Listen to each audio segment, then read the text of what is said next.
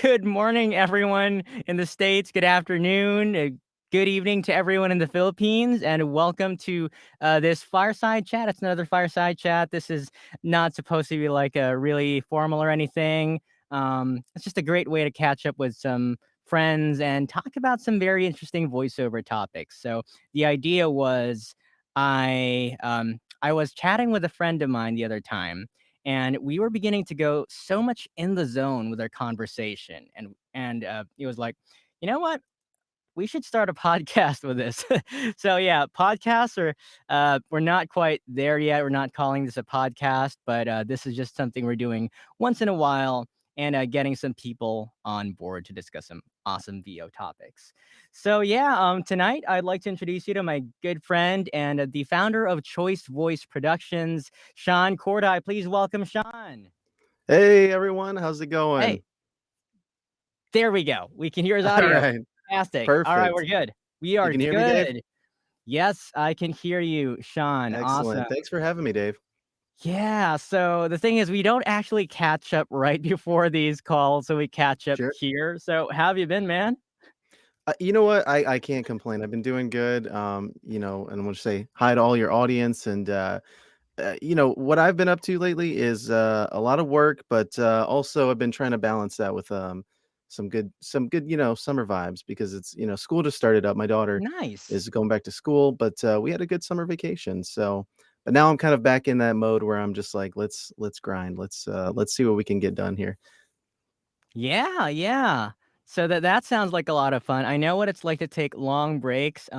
Just last couple of like, was it July? I think it was June to July. Mm, My sister came from the States for the very first time in 10 years. Like 10 wow. years. So the last time she came, I was like, oh, I'm so busy with work. My role is to provide for the family and things like that, or that's at least that's what I thought at that time. And she said like, you should really spend more time with us. And Mm, when I found out she was coming, like we really blocked off this month, and like we spent that time. So that's awesome. It's always good to catch up with family. absolutely. And yeah, I got to meet my nephews, and who are one is taller than me now, and like, oh my gosh, you were Oh, this small the last time I I've saw got those you. nephews and cousins. They're just like Yeah, too tall. that too tall. Yeah. Or Oh maybe we're too man. short. I don't know. Or maybe we're too short. Yeah, Yeah, yeah. no, that's exactly it. By the way, again, like, I am, like, blown away with your background. I just wanted to zoom out to Oh, thank you. show show it Yeah, on in all I've its yeah, nerdy glory. enjoy the nerd culture in Oh, all its glory. man. It's like It's a mostly TMNT. Mario centric. TMNT Uh-huh. is big influence. I own these are real size and real nunchuck, and I was just so Wow. thrilled to have purchased those as a child. I mean, I can't tell you how many branches I broke off and pretended they were Psy. So to have a real pair is pretty exciting. Yeah. Isn't that dangerous? What's Like, that? Owning them? They're not sharp. That's what's weird about it. You don't know. You oh, don't think that as a kid. You're like, oh, those are so deadly, but they're not sharp. I guess they're mostly for parrying, as it turns right. out. So a lot of it's very like self defense. Now nunchucks, Mm, I understand, are quite dangerous, and I haven't gone crazy with those. They're illegal in some places, right. so you Do might be do calling me remind me, kind do of you a have kids? rebel. What's that? Do you have kids? I have a 9-year-old daughter. Yes, Oh, wow. Like, but I wouldn't wanna imagine her with those nunchucks. oh yeah, she'd probably like to get her hands on those, but Yeah, is she watching right now? I no, oh no, my no, she's gosh. on her way to school, so we're good. Okay. Also, We're she's good. pretty good about not getting into shenanigans, dangerous shenanigans. She's very, I wouldn't call her a hypochondriac, but she's very like, "Is it safe? Is it" if she hears a storm, she's a little paranoid, but, what are you gonna do? Yeah, Kids be kids. kids be kids. Good thing I don't have one yet, but yeah, we Mhm. don't have yeah. So I just wanted to say hi to CL, who said hello and hi, and to the Hey, Facebook user. Theo. I wish I could see who that was. Some streaming concerns, but hello to everyone joining us for tonight. So yeah, Oh, yeah, I forget it's nighttime over there for you. it is. It is, and nighttime on a holiday, so thank you everyone for being Oh. here on a holiday. So, like, what a way to celebrate a holiday. Um, yeah, like, I forgot to introduce you guys to Sean myself, because Sean here is like the demo producer for both Choice Voice Productions. He's the founder of that, and he's one of our engineers for the Demo Reel Forge. So if you're interested in that, go ahead and go to demoreelforge.com and book us for a demo. Absolutely. Yeah, yeah. Like, by the way, like your NT USB Mini, I love that mic so much. Yeah, this thing's fantastic. I really dig it. I use it for all my calls, and it's been Yeah, great. I've even used it for a few minor pickups, but generally I like to yeah. go into the booth for that. So No, it's true, it's true, and it's got like a pop shield on it already, right? yeah, it's in inbuilt, so it's kind of nice. Inbuilt, yes. I wish they could make like upgrade the old mics to be more like that. Yeah, yeah. Yeah. No, that I is know. Well, true. You get the Shure SMB7, right? Isn't that the what you got Yeah, there? That's like the that's what standard in podcast and all that good well, stuff, you know? yeah, that's what they say, but Mhm. I, don't tell anyone this, but I actually use it for voiceovers too. There you go. Yeah, a lot of people are gonna crucify me for that. They're gonna say, "No, the Uh-oh. noise floor is too high," but no, Yeah. personally, Yeah. I think I love it because it's a dynamic mic, and being a Mhm. dynamic mic, it's got excellent background rejection. I'm not sure if you guys can hear my AC blasting from the back. Can you at all? No, So I don't hear it, but, you get that brand new yeah. studio. It's looking sharp. Thank you, my friend. That's It's all actually upgraded high-end stuff there. yeah, it's been a year, a Yeah. little over a year since I got this, and like, look at the fire. Oh, speaking of fireside chat, you know, it's legitimately a fireside chat. Yeah, fire right under the AC. Legitimately a Yeah. fireside chat. Yeah, Cancels each other out. yeah, cancel each other out, right.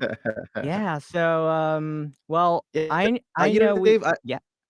oh, no, I was just gonna say I wanted to thank you for, I reached out to you a while back. The way we started, some people might not know, is I reached out to you because I found you online somehow. I think just in the Oh, networks of like voiceover world, and I saw that you were both a voice actor and a demo producer, and I was like, that's what I am like looking to do. I did a little oh, bit of it, but it man. was on the light side, and so it took a lot of like gumption for me because I'm not one to be like, hey, excuse me. But I thought, he's doing what I'd like to do, and I'm heading that direction, but I'm like, maybe just see how he got there. I just wanted to pick your brain about it, and you were so gracious when I reached out and very kind and you know, warm welcoming and to the point where we ended up connecting and being able to partner up and collaborate on some demo projects. So that was really exciting, and I just want to say I appreciate that. It's been an awesome journey to join the Demo Reel Forge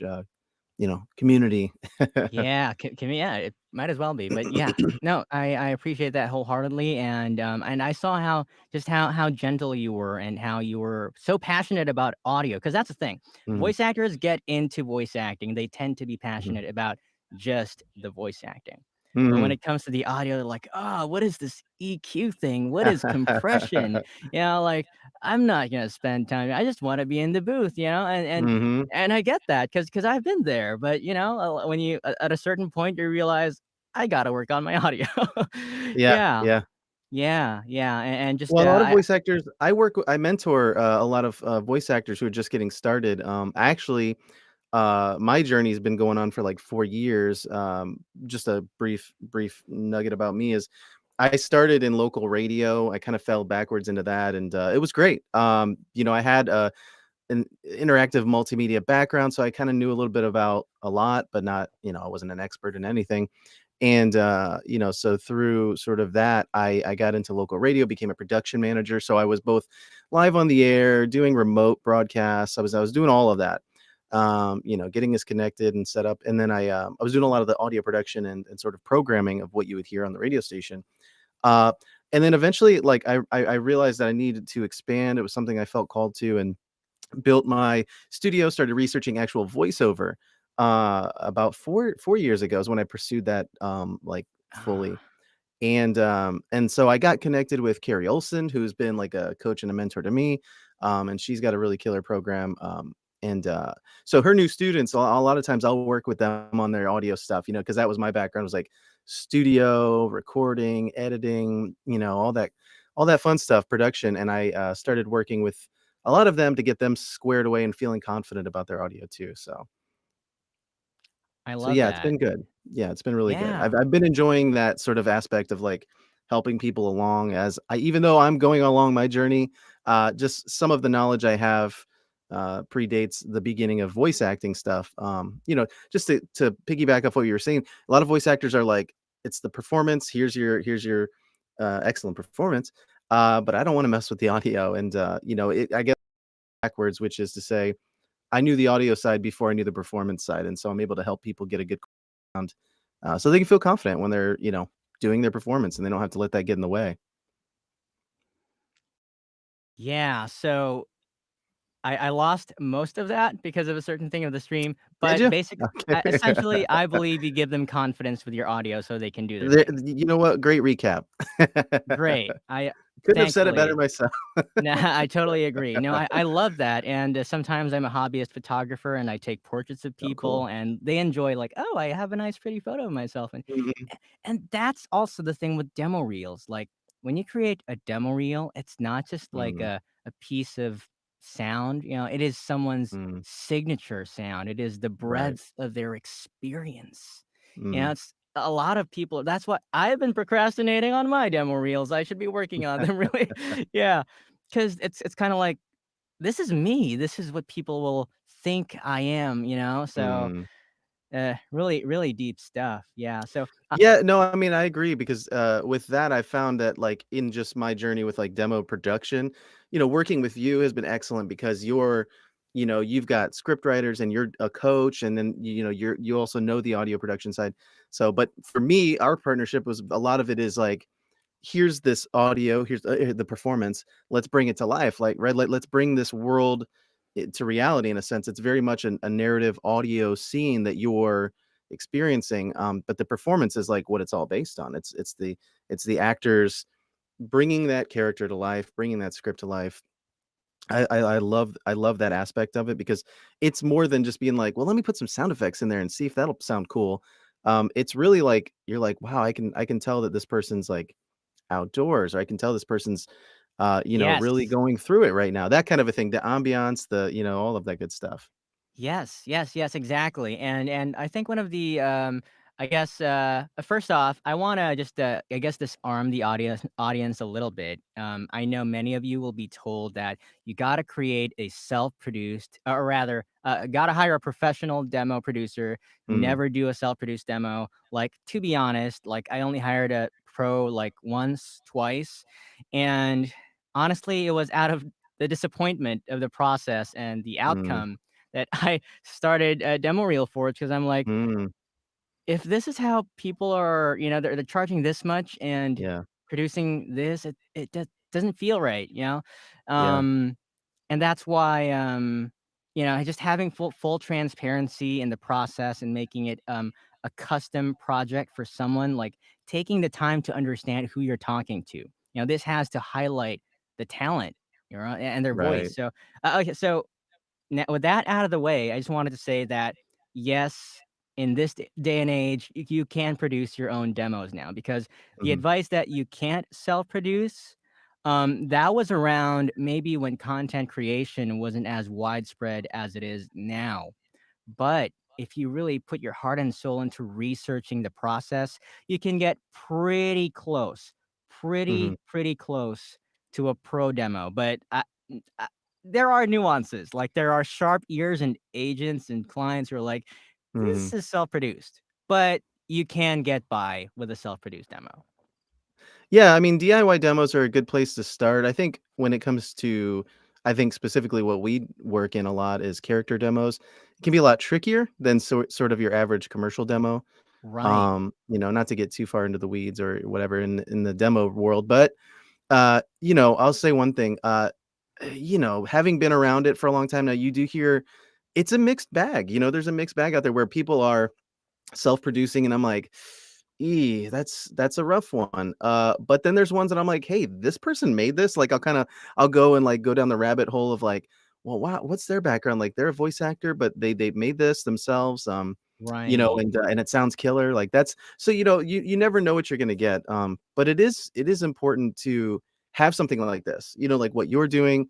What I wanted to begin was also the impetus for Choice Voice Productions, which is what I do, was that I was working with a lot of new talent who were sort of beholden to the process of, like, obviously, you go through the rigors of like learning what it is to be a voice actor, what it takes, what you need to invest in, how much, and then each person has their own situation where they're like, well, I can Mm, afford this but not that, and and some yeah. of them will, I've noticed, like, kind of burn out or get, kind of like get the burnout, because they're like, I can't go any further in this, so I feel Yes. like I'm stuck, and they're beholden to that process. And I was like, man, a lot of it's two things for me. It boiled down to, at least in my experience, was they needed coaching, performance coaching, and that was extra expensive. Like that, I mean, obviously coaching is Yes. crucial.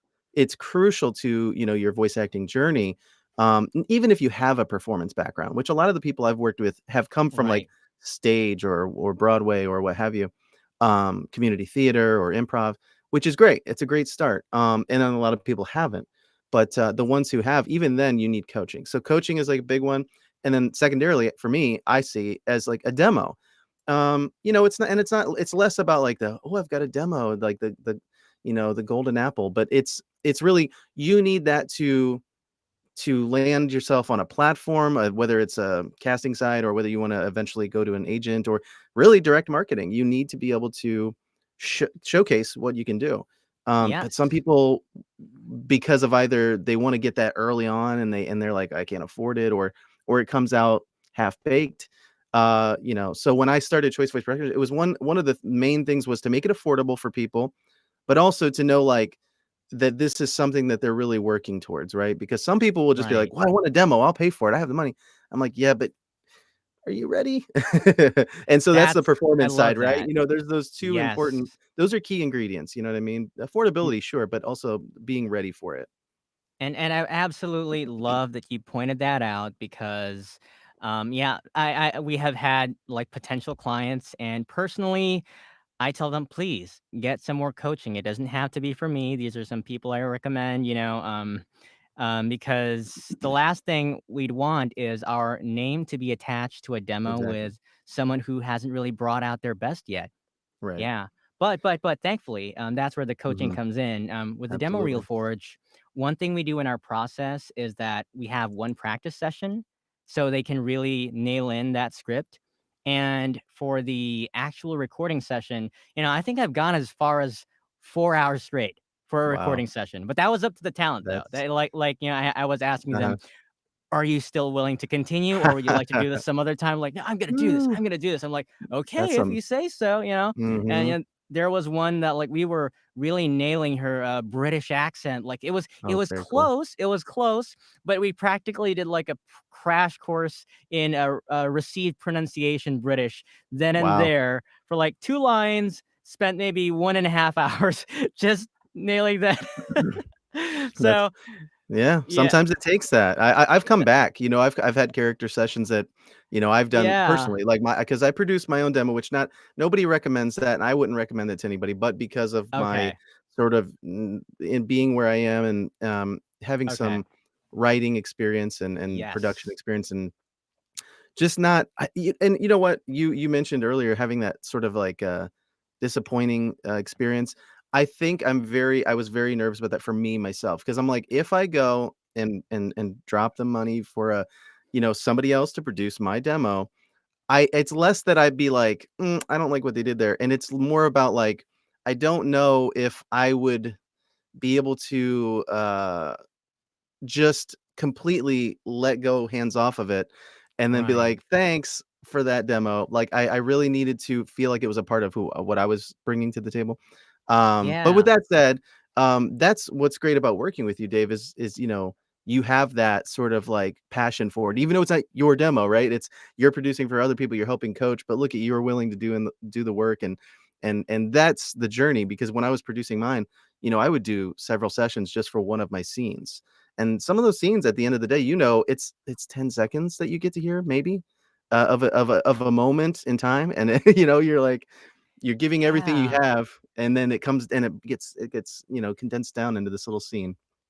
Yeah, yeah, no, I feel that. I mean, athletes win by like the split second, by the Mm, mhm. millisecond, right? So, Yeah, yeah. those few seconds really, really count. And I just want to call attention to this question from one of the people here.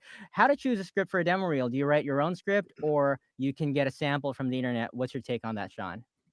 Well, personally, me? Oh, thanks, Dave. Well, I would say this, in my experience, which again, admittedly has been, I would say limited, but I've worked mostly with you and clients that you've had. A lot of the clients that I've worked with, and I don't want to say clients, talent, are commercial demos. I've done a lot of those, but then for with working with you, I've done more character demos, and I love that. I mean, commercials fine. It's great. It's good. You got to have it if you want to do like that world, but character demos are so much fun. And so to answer your question, if we're discussing, because obviously it says scripting, choose a script for demo reel. If we're referring to character demos, um, that's something I think that there are some default archetypes that you can sort of pull from, and maybe you could find some scenes available online. But a Yeah. lot of the things that I think, and part of the process for me is like if let's just say you specifically, like let's say Dave, I was producing your character demo. I'd be like, what kind of characters do you naturally connect with, right? Like for me, I Yes. know I have like an Irish accent that I can also always slip Oh, into. wow. So I wanted to add that to my character demo. I wanted to bring that to life. So I wrote a script, a scene specifically for that. And it wasn't like, oh, let me showcase this. It was just like, well, what world would that guy live in, right? Like what world would that character inhabit? And so it kind of starts from there, right? And so I did write original scripts for that. I don't know, Dave, maybe you can speak to finding things available online, but I think oftentimes, and I would recommend to the person who's asking, if you are doing a character demo and you want to find scripts or you want a script, oftentimes I think it should adhere to the character, right? Like so if you have Yes. certain characters that you feel comfortable with that are a strength of yours, even if it's not like an accent or anything, even if it's just like Right. a character that you bring to life, the script should probably, you know, jive with that. It should reflect that pretty closely. Absolutely, and, I love how you mentioned archetypes because there was excuse me, there was, like, this article on, I believe it was TV Tropes, it had this entire list of Mm, maybe 50 archetypes, like, mhm. uh, oh, man, like, the mage, the wizard, the white Yeah, knight or something, and, damsel in distress, things like that, sure. and it's gonna give you just gonna jog your brain, but here's the thing, I wouldn't stop there, like, just grabbing one of those archetypes and Right. because it would be very flat. You'd want a Yeah. round Kinda character, like generic. yeah, you're seeing 2 or 3 lines of text, but there is an Mm, entire world behind that. right. What is the history behind that? And Mhm. sometimes, you know, like the danger in some scripts is that they can get generic, like I have to go back to the land of darkness or something. It's like pretty generic. You got to be specific. Give it a Mhm. name like Zmorbia. I don't know what that is. It Mhm. just came out of my Sure. mouth, you know. But at least mention proper nouns so that it sounds like Yeah. it's from an actual work, Mhm. right? Yeah. No, I absolutely. Just those little references can be, crucial to sort of building that world and, even if the audience is like, "What?" But also, I think I have a scene I built, which is actually a little it's one of my favorites, is a fun one that I built for my character demo where I'm like a galactic bounty hunter, and I mentioned, like, getting in the space pod or the something, and I mean, Ah, it's such an abstract thing for you, but because I built the world around this like sort of I'm capturing an alien or something, I think it tracks, but it was the thing that was in my head canon of like, okay, well, if I'm a bounty hunter, I've got to capture this thing. What am I gonna capture it in, right? Well, what it's not gonna be I'm not in a squad car, I'm not a police car, I don't you know what I mean? I don't and maybe it's not a right. Ghostbusters, like, vacuum sealing thing, but I was like, something like that, right? And so what is inhabiting this world? What kind of, tech, right, am I dealing with? So, I Exactly. used something of that, and it wasn't anything fancy, the terminology I used, but it's like those things, right? Those things are they Yeah, inform the character, they inform the world that your character is living in. absolutely. Don't say spaceship, say X-wing, Millennium There you go, Falcon. yeah, yeah, Yeah, yeah, right. yeah. Exactly. We got a David Gallego says, "Hey Dave, this live is so nice. Thank you, David, for joining us. Awesome. What's You going are on, so Dave? nice." Axel asks, "Hey Axel, good to see you." Is a high school friend of mine. Okay, what's the Awesome. best? investment when you want to pursue being a voice actor? I love that. What's your take on that, Sean? Hey Axel, thanks for the question. Personally, best investment.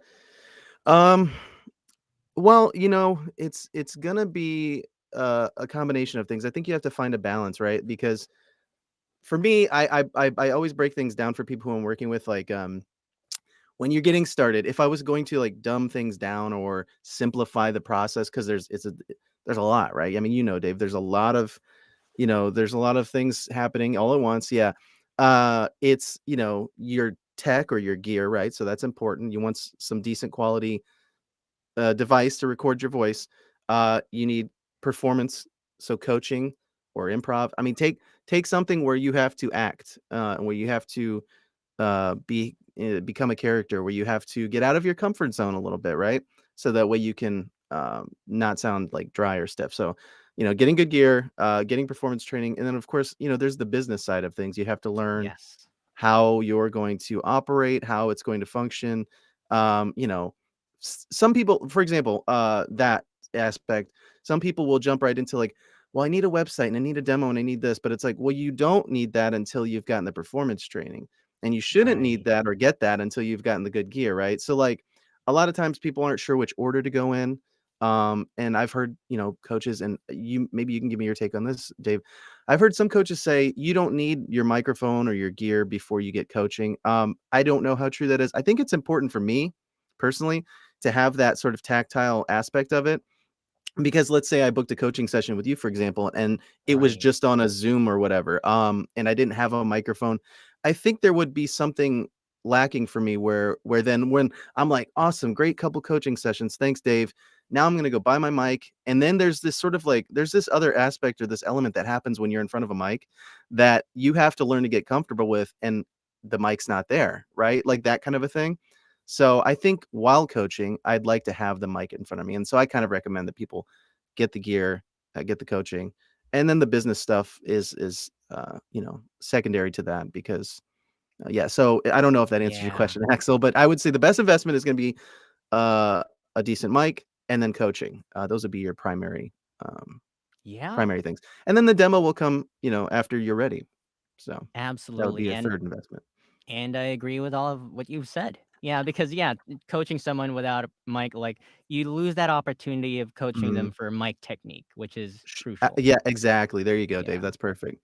Well, yeah, because when I first got started, I came from a radio background, so I was doing very much what I'm doing now, which I'm sitting and I've got my mic and I've got my cup of coffee over here, which I don't have coffee yet. But I and so then when I started voice acting, and my very first coaching session was with Allison Steele, and who is Carrie's coach. She was like, she was like, are you sitting down? And I don't know if she could see me or not. I would think we're on a video chat, but I don't remember if she could Yeah. see that clearly.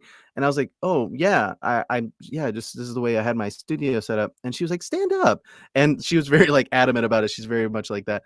And she, and I was like, "Oh, okay, yeah." So I stood up and I moved my mic and I got adjusted, and it was very much about my posture and about my, my frame and sort of I was like hunched, in front of my mic, very shy and nervous, and or maybe overly comfortable, right? And I needed to be like in the script that we were reading, it was like I was having a discussion with another person. I odds are I wouldn't be sitting there like that talking to them. So it was just that posture alone. So yeah, mic technique was like the first lesson that I learned when it went from of course having to translate or get into radio to voice acting is two different worlds, even though there's a microphone involved. Yeah, so mic technique was a huge one, and that was a big first lesson that I actually had. Yeah. No, totally agree. And yeah, you can't. I tend to now hear that like, oh my goodness, yeah, this person is probably sitting, Mhm. not lots of energy. You know, the Right, low physicality energy, is yeah, part of the right. performance. Yeah. So yeah, thank you for sharing that. And Axel says thanks. Thank you, Axel, for dropping Thanks for the by. question, Axel. Real. Let's catch up soon. Okay. I think we already answered this. There was the Facebook user from earlier said, Mhm. "Thanks, Sean and Dave. I really wish there was a way to identify that, but yeah, you are absolutely welcome." Um, there we go. Here's a question from David again. What's the thought process on trying to bring out the potential of a VA? Bring out, trying to make a demo reel. How do you make it stand out from the rest who has the same voice type as you? Oh, Mm. that's a very interesting one. Well, What's I your would take love to on hear that? your take on that, Dave, because I Oh, I feel like you've yeah, got well, I'll put my 2 cents in, but the sure. idea, the process, you've had a lot more experience with, I think, coaching people. I give people direction when it's necessary, but when it comes to um, character demos and the idea of like the thought process trying to bring the potential out, that's something, it's like what would you maybe Okay. suggest or allude to as far as like what you look at, what you look for in that? Yeah, this is really deep for me, honestly, because I don't see like demos simply as like the product of an actor plus great sound design, and Mhm, it's there is some storytelling involved there, and like I said, it's like the distilled essence of that voice mhm. actor in audio form. So, Yeah. like personally, this is why we have in demo reel forage, we have a long sheet, like a very like I said, 3 or 4 pages. I think we tried to cut it down to 3. Basically asks you personal questions like, like what brands do you like? What are your hobbies, interests, favorite video games, favorite book, favorite movie, and we just just to speed up the process because Mm, ideally if this is supposed to be like the ultimate bespoke demo for someone, what I mhm. would do is, like, really sit down, maybe spend a week with that person. I haven't really done this, Right. but, like, if it were to be, like, the ultimate, like, really Yeah. get to know this person, and once you get to know that person, you're able to write a script so much better. By the way, one of our script writers is, Zach. Zach, if you're out there, just wanna, hats off to you for all the amazing work you've Yeah, great done. work, Zach. I like the Yeah. scripts. I've worked on a lot of the demos with Dave, and, those scripts are great. Yeah, those scripts are great. Yeah, so, but yeah, just having a forum, with all these questions gives you a general idea of the personality of this idea. It doesn't really get there. You can't get to know Sure. someone on paper, but it approximates it. Mhm. And then, that's the beginning. You have some raw ingredients. You have some wrong like, this is what the analogy of the demo reel forge. You're an adventurer, like a hobbit, then you walk to the forge, Mm. and you have, like, some, like, ore, some minerals, and they're yours, like, they're your Right. essence, right? And, as the producers, we listen to that, we listen to your samples, that's another part. We listen to the samples, so it's not just Mhm. the form. Form, samples, get to talk to you, get on the practice call, which you really get to hear more or less the full breadth of that person's range, if not Yeah. not full, like most of it. Yeah. Yeah, That and helps then get some of from that there, nervous energy out of the way. it Yeah. absolutely does. And from there, we're able to really, again, distill all of these personal ingredients together, and you add chemical Yeah. X. Yeah, right. Yeah. I think that's great, Dave. I mean, I think, that is really good insight on that. For me, I would say something that is important to me personally was, and it was important to me, and it was something I really took into consideration, was I don't consider myself like a, or rather, it's not my goal, right, to be the lead hero, or the Right, protagonist in everything that I might audition for. So I didn't, and I guess this comes from the reason I'm sort of like sifting this out is because I listened to so many demos, and just one, not that ones that I'm associated with, but just ones that I'm listening to and being like, oh, what's this, what's that, how's this sound, and what's this character, or this person's character is like, and you do hear some where this question is relevant, is you hear a lot of like same where it's archetypes, or maybe scenes where it's like the boisterous young hero, or the masculine, like a warrior, right? And you get those, and they do tend to sound a lot alike. And I think where right. what you're describing, which is to find out what the person's like, and that was what I did. I did some self-reflection, some meditation. No, but I realized I'm like, I don't really want to lead with like a hero archetype character, because I didn't feel like that was something that I'm uh naturally, I feel like I'm a helper. I like to help people. I like to, so it did come from a place of like honesty with me. I'm like, I like to be like, I might be just a killer sidekick. You know what I mean? Like that kind of a thing. I don't mind being a villain or a henchman. I think that those are fun character types that I can play and I can tap into. Um So that was something for me, for my personal experience with my demo.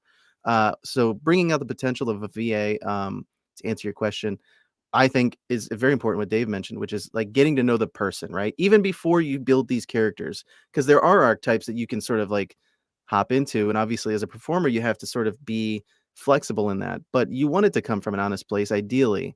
Right. You know what I mean? So I personally don't have a desire to play like a Superman type character. I would, attempt that if an audition came up. But when it came to my demo and what represents me, I wanted that to be coming from an honest place. So if you listen to it, I think the hero character I do have is the one I was mentioning earlier, sort of the galactic bounty hunter, and he's more of a Star Lord type with like a little bit of a sarcastic sort of a half hero. You know what I mean? So it's less about that sort of like golden standard. Yeah. So I mean, finding something that you click with, something that connects with you, and then Exactly. to answer the second half of the question, to how to make it stand out, I think is to make it your own. Right? Like that's the point, is to make it your own. And so if you're going to say you're like, I actually do want one of those anime characters on my demo, or I do want to be a hero. I think just giving it a unique twist or your unique voice, because I mean, any script could be potentially generic or poorly written, but if you can give it that, right, that twist that you can bring, and I believe that everybody has something, right? Like everybody has that unique thing, even if your voice sounds similar to another voice actor or another talent, you can still bring your personality through that character, right? Like that's where a demo to me catches my ear. Because it's less like, oh, I've heard this character type before. I don't write it off because of that. It's more of like, well, this doesn't sound like unique, right? Like this doesn't sound like the Right. person's bring this sounds like this person wants to sound like that other person. Does that make sense? Like Exactly. they've heard demos and they're like, I Ah, want to do that. As opposed to being like, yeah. this is the Yeah. thing I want to do, and this brings, it brings that character to life that way. So, Absolutely. I'm listening to a book right now. It's called Own Your Weird. oh, that So sounds great. it's which is I essentially all love about that. originality, and Yeah. we're so raised to maybe believe in blueprints and systems, and at Mm, some point I found that as like my security blanket, just finding mm, someone who succeeded and just mimicking them, but then sure. you don't become who you could be, right? Right. um but just to answer this, just one last thing on top of everything we've said Hmm. so far. So you get the personalization aspect Yeah. of creating the script and everything. And I think the other part of that would be combining that with the producer's knowledge of the industry and what's working right now. Mm, Right, because there are trends. There are like, okay, what kinds of demos are working right now? Are these kinds of demos booking us work? So, there is a bit mm, of that data gathering aspect, so that the even the writer and the producer can get a general idea of what to recommend. It doesn't have to be so, and it kind of you meet halfway between what the producer sure. knows and what the talent wants. Okay. That's great, Dave. Yeah, I mean, I'd be curious, and I don't know if you can elaborate on, but is there anything that you know of right now that's trending, or is there anything that you've recognized as being like something that's maybe up and coming, or has been booking well for talent that you're aware of? Okay, well, for characters, well, first off, it gets pretty specific because they're also animation video game ones, right? Yeah. Um, but like I've heard some like great video game demos that to me stood out because like they mentioned things like press the R1 button or something, and like Hmm. okay, that's obviously it's for a video game demo, Um, I also find that length is becoming, I believe it was Portia Scott, who said that, the average demo is about 90 seconds. Don't quote me on that. Okay. Legendary agent, but it was about like the average is about 130, 115. Hmm. However, like some people are coming out with these bigger like demo Uh-huh. producers, like the legends, and some of the demos tend to be like 2 minutes long. Some are I've like seen those. 45 seconds long. So, um, Hmm. there I don't know, There there doesn't are seem to so be many. a There is standard an average when average. it comes to character demo. Yeah, there is an average, but, sometimes it really depends on a lot of Yeah. factors. Yeah, Well, I'll tell you, but, when I made mine, I really had to trim the fat, and I still thought it was a little too long, but I'm like, everything I lost, I mean, I cut stuff. I was like, and I was, tears were streaming. No, I was sad to cut some of the things that I had built up, right? And worked on in the performance. But I knew that, like, for the sake of, like, the audience, and even obviously for the people who would potentially be hiring me, I'm like, I don't want to lose their attention, and I don't want to risk that for my personal, like, oh, but that line was so good, right? Like, because maybe that's not what nails it. And I found that to be true for me. I don't know about you, Dave, but a lot of times when, like, I've taken some sketch writing classes, I've taken improv, and a lot of the times when I'm like working on stuff, and I'll even like workshop it, like I'll run it by my wife and things. And the things that make me, like, the things that click with me are often the things that I enjoy the most. And then there will be like a one-off line or a one-off, like, mention of something in and I've always found, and I don't, it's so contrary, but it's something that I'm learning to sort of live with, is like somebody will be like, "Oh, that was so good." And I'm like, "Oh, that line?" You know what I mean? So while you have to trust your instinct and your gut, I think there's something to be said for um, not being like, this is my precious little thing, I must leave it in. Because the things I was so connected to, and then the things that I was just like, "Oh, that's okay." A lot of those would hit harder with people, right? Like the audience or the people who were sort of checking my work and reading back. Like in my sketch writing class, we were going over a scene, and I was like, that's the thing that made you laugh. That was the thing you liked the best. I was like, okay. So it was surprising to me, right? So you'll be surprised at what the audience will connect with, what listeners will enjoy most about your demo. So I think that's important, not to be too Yes. precious when it comes to your characters and sort of what ends up in the final product, right? And to speak to the length, I was like at a minute 50, and I was like, this is so long. How did this happen? And I was like, okay, I'm gonna get it under a minute 40. I've got to. And that was literally my goal. And if you look, my character demo was 139. So I mean, it was like just by the skin of my teeth. But yeah, so I don't know what's the industry standard, but I think 90 seconds sounds about right. Sounds about right. Like, maybe, industry average. Sure, Yeah. sure, yeah. Yeah, I'd call it industry average because even the big leagues, they break the rules. So, um, so one of the yeah, it says here, one of our Facebook users says, "What would your top 5 tips for an absolute beginner who has a voice, an extremely budget USB microphone, a closet, and a voice acting dream?" Oh my goodness, I love this story already. Sean, Yeah. you first. Oh, I love that it's not like number 1 tip or top 3, it's top 5. Yeah. Yeah. Which, you know what? I get it. I do. I'm a questions man myself. Uh, Absolute beginner who has a voice, great. Good, you're gonna need that for voice acting. An extremely budget USB mic. Oh, extremely budget. I'm trying to picture that. Because I have this Rode NT1 Mini. This was only 99. So I don't know what extremely budget is. I'm thinking like toner for 39.99 on Amazon or something, but I don't know if they have USBs. So extremely budget, those any mic to get started. If you're talking about absolute beginner, I think it's so important to just get on the mic. I don't care what the quality sounds like at the beginning, right? Because you're not promoting yourself yet. You're not Right. direct marketing. You're not trying to get an agent in the beginning. You're not maybe landing on casting sites just yet. You're learning the craft. So to me, your quality of mic in the beginning is not crucial, right? Like obviously at some point you're going to want to upgrade, but in order to do what we were talking about, which is have a mic and get some coaching. That would be like number one.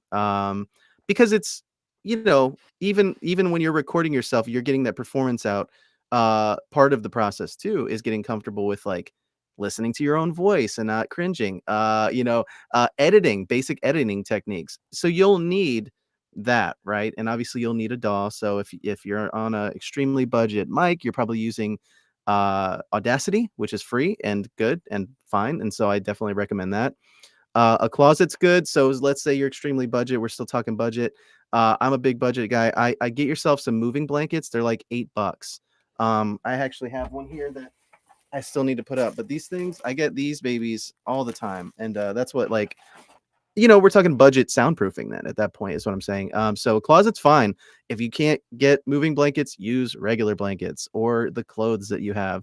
But you definitely want to get a little bit of cushion in your recording space. Even though you've got a budget microphone, you still want to kind of try to clean it up a little bit. And with a voice acting dream, I mean, that's what it takes. Don't give up. If we're referring to and a voice acting dream, don't let your dreams die. Don't. That's one of the biggest things. Is I've heard it said by a very uh, successful voice actor. They say hard work beats talent every time. It's not to say that you don't have talent or there aren't talented people out there, but I've met a lot of talented people or people who are interested in getting into voice acting, but they didn't have they wanted it like right, like flash in the pan now. They wanted it like the easy answers. And I would give them tips, but then they weren't willing to do the work. And so consistency is huge. So my 5 tips would be any mic's fine. Get some coaching, uh, soundproof your closet, and don't give up on your dream. Absolutely. That And might have been 4. I'd love to piggyback on that, and I'm not just gonna do this in chronological order anymore, but with a voice acting dream, if you want to sustain that, make a vision board, I because when love you it. have a vision board, it becomes very clear to you, and I'm not going to go in depth with mine. It becomes very clear to you that what you want to get out of life, and especially what you want to get out of Mm, voice acting. I had like the AT2020 on mine, eventually got the USB version, had mhm. like the Neumann U87 there as well, and it's right here, you know. There you go. So it's a and it's not like, like I didn't forget or anything like that, or like Mhm, I was relentless. I don't feel like I was intrinsically that way. It's just that I had set up my environment to be such that whenever I walked into my room, I saw those photos and they painted a very clear picture, clear mhm. vision of the future for me. That's awesome. So yeah. Like, I spent like 3 days on this one. Like that must be the longest time I've spent on a vision board. But I became very deliberate about who I want to be, what I want to do, what I want to have, and where I want to go. So when those Wow. things are clear, yeah, it's very very helpful. Yeah, and I would So say, for this questioner, person who's asking the question, 5 tips for an absolute beginner. It sounds like they feel like they're starting from like a deficit, right? Like, I'm an absolute beginner. I don't know anything about anything. A lot of people start there. A lot of yes, people yes, who are doing well and successful started there. So, I think there is sort of there can be a culture of like, oh wow, look at them and they're doing so well, and I'll never have a studio brick studio, and I can't imagine. yeah, So we feel very like on the outskirts, and we feel like very. But I think that if you believe in yourself, and I mean not to sound corny, but that's what it is. I personally, like, nothing anybody tells me can stop me from what I'm gonna do. Right? Like, I've had jobs in the past where I started, and I don't mean voice acting. I mean just other jobs, day jobs, where they're like, I was hired off the street and became into a position of management, and they were like, "We'll see how long you last." And I'm like, you don't know me. You don't know what I'm made of. You don't know what I'm capable of. I'm dangerous. And if you think of yourself that way when it comes to voice acting, if you're just simply relentless, I think that that's your biggest strength, right? Is not, yes, well, can I climb that mountain where those people are who have been so successful? Your journey may never look like that. You may never look like them, or look back and say, "Ah, look at those newbies starting their journey. I've come so far." It's not about that. It's about just being like, I'm going to take the next step, right? I'm going to take the next step. Whatever that step looks like for you. Maybe it's not in character work or games or animation. Maybe it's something else. But the idea that you're pursuing it every day, even if you're chipping away at it little by little, is gonna be you're gonna be I tell people this all the time when I work with them, like mentoring. Set yourself goals. And I mean, this isn't groundbreaking stuff. This isn't something I've a plan that I've come up with, but it's something that I do, which is you have to set yourself goals so that you can hit those markers and then be like, okay, cool, I did that. Now what's next? I need that. Personally, I need that. And I think that that's important to have, because otherwise you're sort of just like always looking at other people and being like, oh, well, that looks nice. Well, what about, okay, but yeah, what, and then you stop and look and you're like, oh, I haven't done anything, and at some right. point you have to stop, watching content and become the creator, right? Like you have to do Yep. something of yourself, and it takes grit, and it takes you know, listening to podcasts, joining webinars, getting coaching. You do the homework, but then the fun stuff comes along. And so having those markers, having those goals, even if it's like by next week I'll do this, even if it's a small goal, you'll feel good. You can tick that box and you can move on. So having a weekly goal that's achievable, having achievable goals is key. And then, having long-term goals, of course, like your vision board you mentioned, having those long-term goals that seem impossible, they seem less achievable now, but certainly if you keep doing these achievable goals, you'll get there. Yeah, thank you for sharing that, Sean. Absolutely, and I hope that helps. Facebook user, I really wish I knew your name, but yeah. Uh, oh, one last thing. So yeah, every pro had a day one, pretty much. Yeah, Yeah, absolutely. yeah. Okay. So also, Sean, David said, "Thanks for that comprehensive answer." Absolutely. Yeah, sure thing. Um, do we have? Oh, this one's from Axel as well. And what VA project did you guys get that you're really proud of? Huh? Huh. I love this question. Okay. I think if you want me to answer, I will say, and it's so funny how like work comes, right? Like, so I was on a few Facebook forums, and this was like maybe 2 years ago. I think it was a year or two into my journey. So, there was like, I don't know what page it was. It was on Facebook, and somebody posted an audition, and at that point, I'd had some coaching, I'd done some stuff, but it wasn't like, I mean, yeah, I'm still building up, right? Like I'm still kind of, I feel like I'm in the background, but I'm doing my job.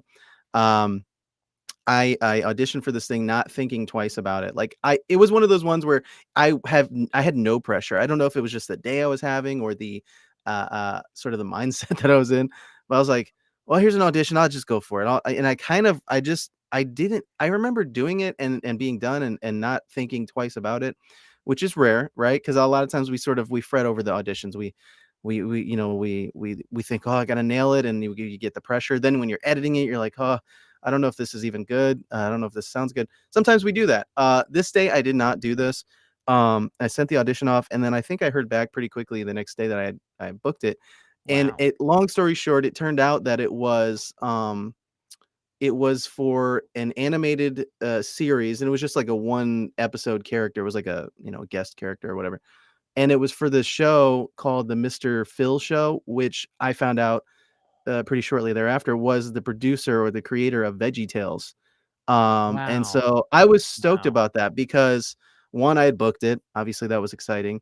Two, I'm like, oh, I'm working for Phil Vischer Studios. Like this rips. Like I was so pumped. Now, unfortunately, that episode of that show is behind like a paywall. I don't know what site it's on anymore, but it exists. And just the idea that that was my first animated character gig that I booked, and it was for like a pretty well-known animation studio. So that was exciting for me, and I'm proud of it. Firsts are incredible. They always are. Mhm. Thank you for sharing that, Sean. And yeah, I think we'd like to allocate the rest of this time letting you do your thing with your DAW, right? Okay. So yeah, let's do it. Feel free to Yeah, share let your me see stuff. what I can do here. I went ahead and pulled up, let me see, share audio. I'm just gonna do so that I don't get that tunnel vision. We'll just do Adobe Audition. So I'm sharing. Let me know if you guys can hear this. Drop it, you alien slime. You might not be able to hear it. What do you mean? Yeah, that's through my. Yeah. Here, let's see here. Who am I? There we go. I got you on my mic. Yeah. This is the scene that I was describing earlier, by the way. This is Wow. this is Rex Vortex, the Galactic Bounty Hunter. Ah, love it. Drop it, you alien slime bag. Hello? What do you mean, who am I? I'm Rex Vortex, Galaxy's greatest bounty hunter? Dude, you've heard of me. That's it. Get in the restraint pod, you idiot.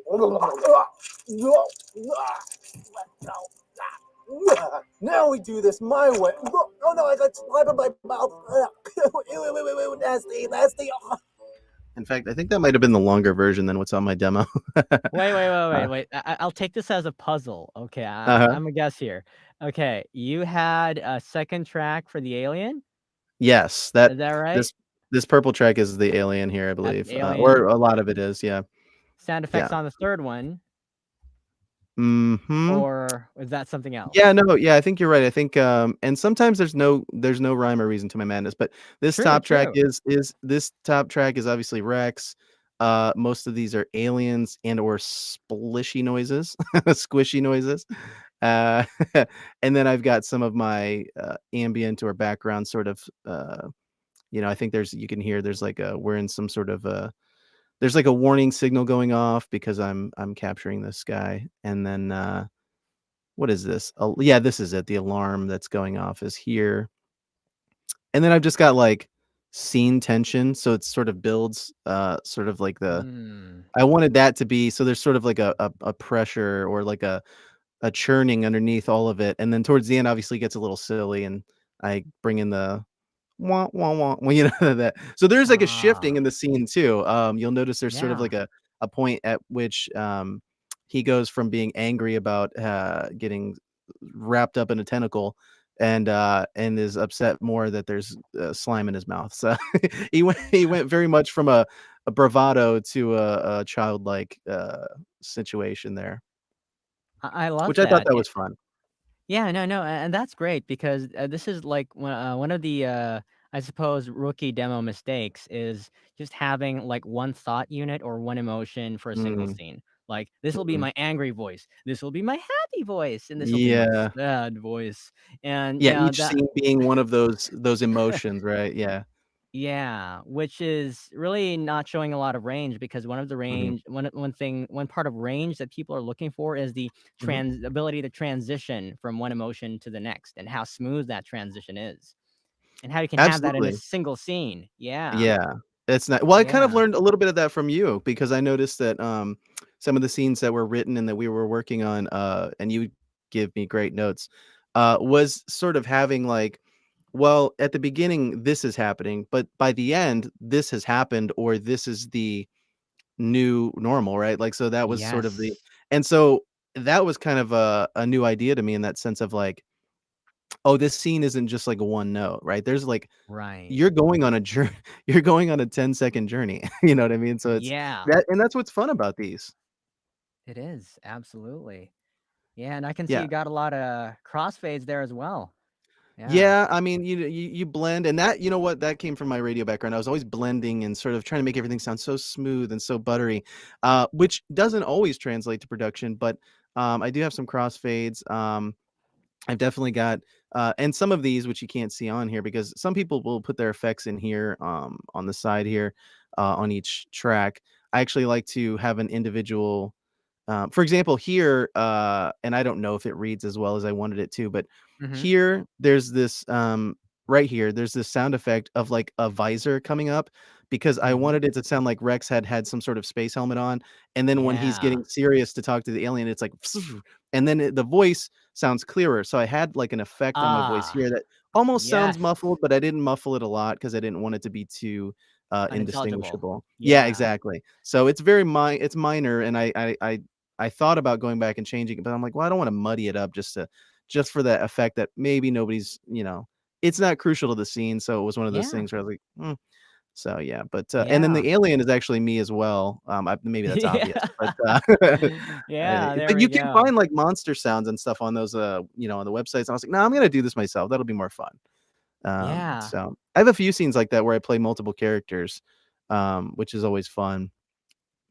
Yeah, yeah, absolutely. So, just let me just get this right. One of those tracks is tension and the other is music? Yeah, there's sort of like yeah, like I believe it's Ambience here. There we go.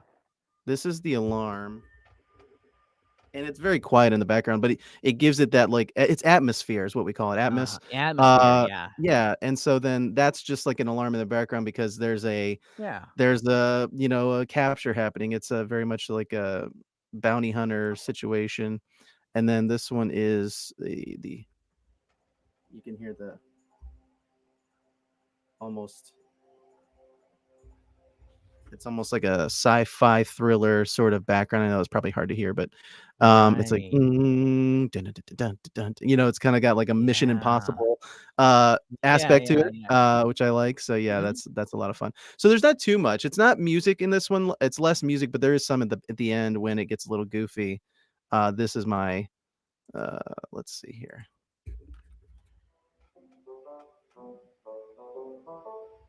And that's, of course, when he's wiping slime away from his face. So, yeah, yeah. So that's the bed that I'm building this scene on here. But yeah, and then the squishy sounds were a lot of fun. Think that added a lot since I was implying the alien slime ball. Yeah. But, this was a lot of fun. This is one of the ones I was most actually, when I went through my production process, I was so thrilled to get to this one, and it was probably, like, in the middle of what I was, all doing for all the scenes. Um, but I didn't come out of the gate working on it either because I was like, "I wanna save that for later, and I really wanna make sure I've got everything in place." But that was, like, definitely one of the highlights for me to work on this scene. There's a few more. I mean, obviously, I'm proud of them all, but, this one was one of the for me, it felt very thrilling, and I was like, "I can't wait to bring this to life." Awesome. Thank you for sharing this, Sean. Your Absolutely. heart and your process. I love that. Just getting a glimpse of what happens behind the scenes because not a lot of people get a glimpse of that. They see what like That's the true. recording session, but like what happens in the DAW. So Uh-huh, yeah. that was very very insightful. Thank you for sharing it. And CL says, "Awesome, you are awesome, CL." And if anyone here wants to get a demo, make sure to check out demoreelforge.com, or you can go straight to Sean. I don't wanna be his middleman. That's why I really support, like, him and his own endeavor as well. You can go straight to Choice Voice Production, so you can work with him. Right. I So, appreciate that, yeah. Dave. That's awesome. Yeah, I mean, I can't recommend you highly enough. I mean, you know, if you've got spots open, I definitely recommend people work with you because, you know, you get that extra touch. You get the coaching. I'm not a coach. I don't call myself a voice acting coach. I will give you direction if we're working on a demo together. But you know, personally, if somebody came to me and wanted a character demo, I'd probably tag you and just be like, "Hey, what you know, you wanna work on maybe we Sure, can yeah. collaborate again." You know, we'll reverse collaborate. We'll go the other way. Absolutely, we can do it the other way around. Yeah, yeah, Yeah, yeah. yeah, outsource Dave. Yeah, right. Okay, that sounds pretty interesting. I love that, yeah. So, thank you, Sean, for your time and for Thanks so catching much up, for having man. me, Dave. It was a big Yeah. pleasure. I appreciate it. My pleasure, and thank you everyone for joining us tonight, this morning, this afternoon, wherever you are in the world. Thank you for joining us, and I hope to see you for another one of our fireside chats next time. Stay safe and take care. Take care.